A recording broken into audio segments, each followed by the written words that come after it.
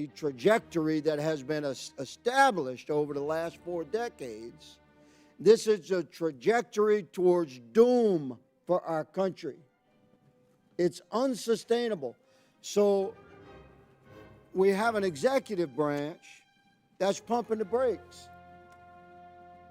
And this is something that this town is very uncomfortable with, and quite frankly, it's new territory. It's a new exercise for our country in modern history. So there's going to be maybe some wild steering, shall we say, when you're applying the brakes for the first time in modern history. But I encourage my colleagues on both sides of the aisle to grasp what's going on here. We're trying to save our republic from itself. My brothers and sisters across the aisle, on both sides of the aisle, we have a historical trend in our nation. We have an opportunity to address legitimately from both liberal and conservative perspectives. I think it should be embraced, because generally speaking, we started losing our country about 40 years ago regarding the accelerated accumulation of debt. And this coincides, of course, with the massive growth of the federal government. And this coincides, of course, with the ongoing increasing infringement upon individual liberties, rights, and freedoms, and movement away from the sovereignty of our states regarding their ability to handle their business, reflective of the 10th Amendment, might I add, which reserves to the states all authorities not specifically enumerated to the federal government or prohibited to the states by Congress or the Constitution. So, I mean, ladies and gentlemen, President Clinton, when you have a unified government, when you have either party in majority control in the House, the Senate, and the White House, that's opportunity to really address the trajectory that we're on in our country. President Clinton wasn't going to reduce the size and scope of the federal government. President Bush wasn't going to reduce the size and scope of the federal government. President Obama wasn't going to do that. You have a unique moment in history right now. We have an obligation to address the trajectory that has been established over the last 4 decades. This is a trajectory towards doom for our country. It's unsustainable. So we have an executive branch that's pumping the brakes.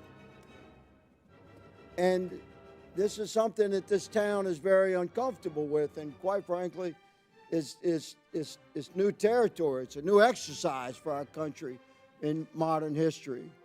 So there's going to be maybe some wild steering, shall we say, when you're applying the brakes for the first time in modern history.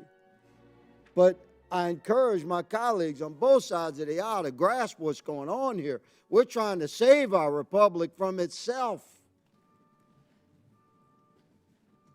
Governor Reynolds, I would like to ask you about your role, your beautiful work, reducing your own executive branch from 37 cabinet-level departments to 16. It's exactly the kind of thing we're trying to do.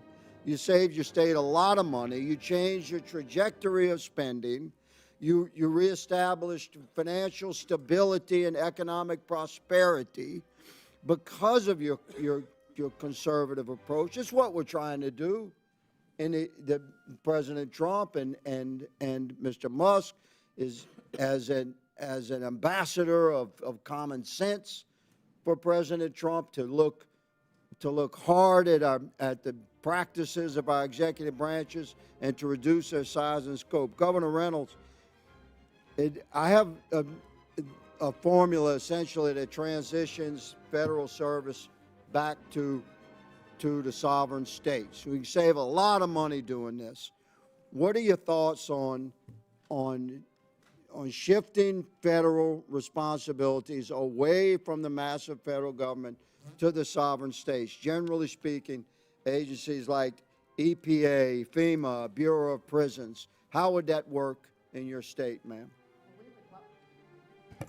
Well, we would welcome that, again, and especially with the alignment, I think we're positioned very well to do that. So I appreciate what I see happening with DOGE. As I indicated in my remarks, I'm standing up Iowa DOGE, so we can continue to bring the private sector in to examine the way that we're doing business.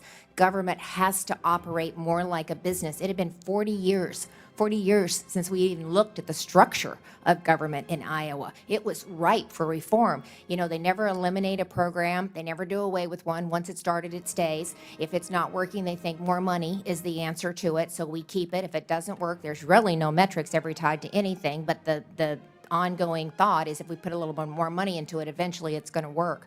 So I believe that states are well suited to implement block grants with accountability, with transparency, with metrics, with KPIs, so that we can report back to the federal government the results that we're seeing from the opportunity to take those streamlined dollars and be innovative and be effective, whether it's the Department of Education, FEMA. I had 3 presidential disaster declarations in 2 months Yes, ma'am. last spring. Thank you. My time has expired, Governor. Thank you for the work that you're doing. Mr. Chairman, I yield.